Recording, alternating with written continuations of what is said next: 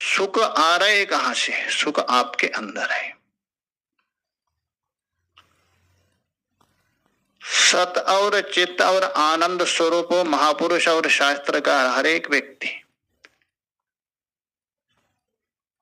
सत को हम मानते, मैं हूं, मेरा भान हो रहा है, किंतु मैं सुखी हूं ये कोई स्वीकार नहीं।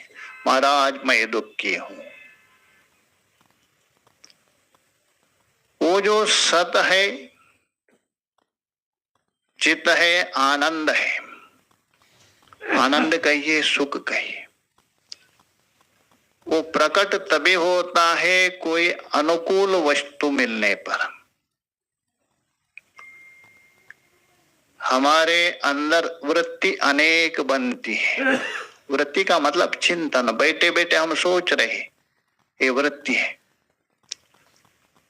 उसको तीन भाग में माना है, गीता में भी बताएंगे, सात्विक, राजसिक, तामसिक। मुख्य रूप से तीन वृत्ति बनती। रजोगुण होने से हमारे मन में राजसिक चिंतन आएगा, राजसिक वृत्ति बन गई। तमोगुण प्रधान होने से तामसिक वृत्ति आ गई। सत्व गुण होने से सात्विक वृत्ति आ गई। सात्विक वृत्ति जहां बन जाती है तभी उसमें आनंद का, सुख का भान होता है। जब तक सात्विक वृत्ति नहीं होगा तब तक सुख नहीं मिलेगा। जैसा मान लीजिए कोई आपका अनुकूल वस्तु आपके सामने आ गया, अनुकूल है, तो अनुकूल आने से क्या हुआ? ये जो अनुकूल और प्रतिकूल क्यों होता है व्यक्ति को? होता है ना, एक अनुकूल होता है, एक प्रतिकूल। मुझे अनुकूल है, आपको प्रतिकूल होगा, आपको प्रतिकूल है, मुझे अनुकूल होता है। कारण क्या है? वो आपका संस्कार है, भावना नहीं है। आपका जो संस्कार है उस संस्कार के कारण आपको अनुकूल और प्रतिकूल हो रहा है। एक ही वस्तु है, एक को अनुकूल हो रहा है, एक को प्रतिकूल हो रहा है, वो संस्कार है। तो आपको अनुकूल हो गया तभी आपके मन में सात्विक वृत्ति बन गई, थोड़े समय के लिए, लंबे समय नहीं है। तो उस सात्विक वृत्ति में जो आपका आनंद है वो रिफ्लेक्शन दे रहा है।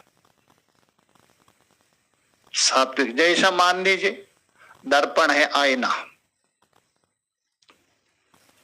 और दीवार है और पत्थर है, तीनों के सामने आप खड़े हो जाइए। पत्थर के सामने खड़े होने से रिफ्लेक्शन नहीं दे रहा है, और दीवार भी सनमनमार हो तो थोड़ा सा दे सकता है, किंतु दर्पण के सामने होने से प्रकाश दे रहे है। तो सब पृथ्वी है ना, पत्थर भी, दीवार भी, दर्पण भी, ये पृथ्वी है। एक आपको रिफ्लेक्शन दे रहे, एक नहीं दे रहे, क्योंकि वो स्वच्छ है, निर्मल है। वैसे ही सत्व गुण है, स्वच्छ है, निर्मल माना जाता है। तो निर्मल होने से हमारा जो आनंद है, सुख, उसमें रिफ्लेक्शन हो रहा है। और वो जो निर्मल सात्विक वृत्ति बनी, उसके लिए निमित्त हो गया अनुकूल विषय। इसलिए आपने कहा अरे इससे मुझे सुख मिल गया, अरे रसगुल्ला खाया बहुत मजा आ गया। अरे रसगुल्ले से मजा नहीं आ गया आपको, और ज्यादा खाने से वो आपको सजा हो जाएगा, पेट खराब हो जाएगा। उस रसगुल्ला हो अथवा अनुकूल जो भी, आपको खाने से कुछ समय में सात्विक वृत्ति बनी, वो आनंद है। इसलिए आनंद हमारे अंदर है, बाहर नहीं है। इसलिए कबीर जी ने कहा, मोह को कहाँ ढूंढे रे बंदे, मुझे कहाँ ढूंढ रहे? ना मंदिर में हूं ना मस्जिद हूं, मैं आपका विश्वास में, मैं आपका अंदर हूं। आगे गीता में बताएंगे भगवान स्पष्ट, ईश्वर सर्वभूतानां हृद्देशे अर्जुन तिष्ठति। ईश्वर कोई बाहर नहीं है, सभी का मंदिर है अंतःकरण। हमारा मन है, मंदिर है, उस मंदिर में भगवान बैठे हैं और सबको चला रहे, किंतु उस मंदिर को हमने दूषित कर दिया। अरे इतना सुंदर जो मंदिर है, अलमारी है, उसमें आपको अच्छी चीज रखना चाहिए, उसमें क्या जूते चप्पल रखने के लिए नहीं है ना। वैसे ही जो हमारे मन में हमने क्या रख दिया, काम क्रोध को बिठा दिया, भगवान तो चुप गए, उसमें कहाँ दिखेंगे। इसलिए शास्त्र और महापुरुष कहते उसको झाड़ू लगाओ, हटा दे दो। ये पड़े है काम क्रोधश्च लोभश्च मदा मोहश्च मत्सरः, ये षड्रिपु को माने, उसको हटाने के लिए प्रयास है। अभी शास्त्र का चिंतन कर रहे, सेवा करते हो, सत्कर्म करते हो, अनुष्ठान करते, काय के लिए? ये झाड़ू लगाना, ये सब झाड़ू है, अंदर जो कचड़ा पड़ा है ना उसको हटाने के लिए। ये अलग अलग उपाय है। और परमात्मा प्राप्ति के लिए कोई भी उपाय नहीं है, ये गारंटी। कोई कहेंगे महाराज परमात्मा प्राप्ति के लिए सब साधना कर रहे, सारा शास्त्र सुन रहे प्राप्ति के लिए, नहीं। अरे जो आपको प्राप्त होगा वो कभी ना कभी आपसे अलग भी होगा, ये निश्चय है, ये संसार का नियम है। जो आपको प्राप्त होगा, अर्थात प्राप्त का मतलब संयोग होना,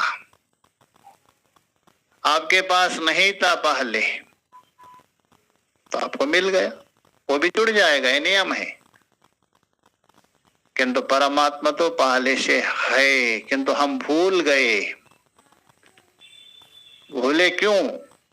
वही अज्ञान है, हमारा अविवेक है, राग द्वेष है, उसको हटाने के लिए। इसलिए यहां जो प्रथम और दूसरे श्लोक में भगवान ने ये बता दिया, ये कालांतर में ये योग है, अनादि से आ रहे, प्राय लुप्त सा हुआ है। और तीसरे जो श्लोक में उस योग की प्रशंसा की, प्रशंसा इसलिए, स्तुति इसलिए है, किसी में प्रवृत्ति करना है, किसी में लगाना है, उसको प्रशंसा करना पड़ता है, थोड़ा बुरी नहीं। किंतु किसी व्यक्ति की आप है नहीं प्रशंसा यदि करे, उसका पतन भी हो सकता है, उसके अंदर कुछ है नहीं प्रशंसा के, अरे सर्वतंत्र स्वतंत्र है, सारे विद्वान है, महान है, वो जो प्रशंसा यदि आपको पचाने नहीं है तो आपका पतन हो जाएगा। किंतु प्रशंसा होती है कभी कभी प्रवृत्ति के लिए। जैसा मान लीजिए किसी ने बद्रीनाथ नहीं देखा तो किसी ने आपको सुना, अरे बद्रीनाथ इतना अच्छा है, बहुत सुंदर, चारों तरफ से पहाड़ है, वह कुंड है, भगवान। वो प्रशंसा करने से क्या हुआ, सुनने के बाद आपके मन में एक इच्छा हो गई, मुझे भी वहां देखना है, मुझे भी जाना है। इसलिए यहाँ भगवान उस योग की प्रशंसा कर रहे। योग कोई सामान्य नहीं है, ये जो योग है मैंने बताया था, आपका वियोग को नाश करने वाला योग है। जो दुख है, शोक है, उसको नष्ट करने वाला योग है। इसलिए वहां योग की प्रशंसा की। और उसके बाद योग की प्रशंसा करते हुए अर्जुन सुनते गए। अर्जुन के मन में आ गया, अरे ये भगवान क्या बोल रहे, उठपटांग बोल रहे। मैंने सूर्य को उपदेश किया था, अरे सूर्य तो सृष्टि के आदि में है और आपका जन्म तो मेरे से थोड़ा पहले गोकुल में हुआ है, अर्जुन से थोड़े बड़े हैं भगवान कृष्ण। तो अर्जुन ने वहां प्रश्न किया, भगवान ये मुझे समझ में नहीं आ रहे, आप तो मेरा मित्र है, हमारे से थोड़े बड़े हैं, हम बोल रहे क्या बड़े बड़े डींग मार रहे आप, सूर्य को उपदेश किया है करके। तो अर्जुन का जो प्रश्न है जन्म को लेकर,